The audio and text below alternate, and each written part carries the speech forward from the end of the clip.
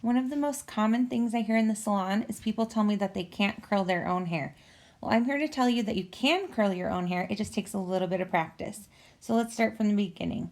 You are going to want to preheat your curling iron. It's going to curl your hair better if it has a chance to heat up evenly and consistently.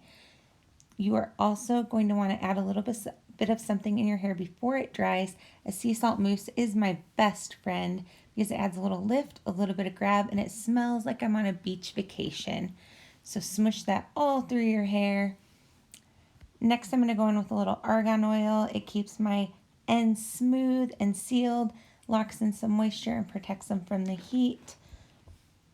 Go ahead and brush everything through your hair. Dry your hair thoroughly, and then grab some clips. You are going to want to section your hair into 3 sections, recession area to recession area. This top section is the most important section to focus on when you're curling your hair. This next section, I go from ear to ear all the way around, leaving that small section at your nape on the underneath. So what I find easiest is to split everything down the middle and curl it away from your face. I grab a section, elevate. I start at the top with my curling iron and spin the hair through the curling iron.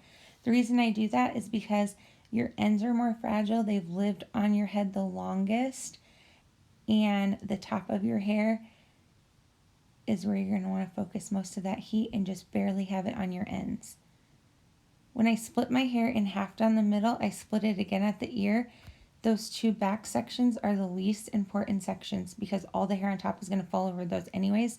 So don't waste a lot of time trying to get the curls perfect. Focus a little more in these 2 sections I'm curling now because those frame your face and those are going to be seen a little bit more than those back 2. So split it again ear to ear. These 2 sections right here are probably the least important, but you do want to give them a little texture and a little curl. And then the next 2 sections in front of your ear are a little more important because they are out in front.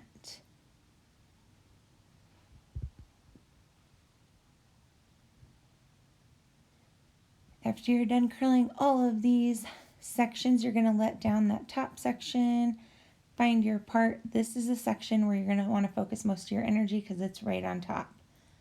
Again, same thing. You're going to want to elevate. If you hold your curling iron down and your piece of hair down, then your curls don't have as much lift and volume and they end up being these weird sausagey looking curls. So you do want to elevate a little bit, spin it away from your face, and then when you get to the other side, do the same thing. You get the idea. See, even I mess up. Just take some practice. I fast forwarded through that whole other side because you've seen me curl my hair now about 30 times. You get the idea. Hit it with a little bit of hairspray. Spread your fingers out and rake through your hair a little bit just to break everything up. You can push your hair around from side to side. Move your part around a little bit just so you have a nice flowy curl. Scrunch it up a little bit. Mess it up. Have some fun. And it is that simple, guys. That's all it takes. You can curl your hair. It just takes a little bit of practice. I know you can do it.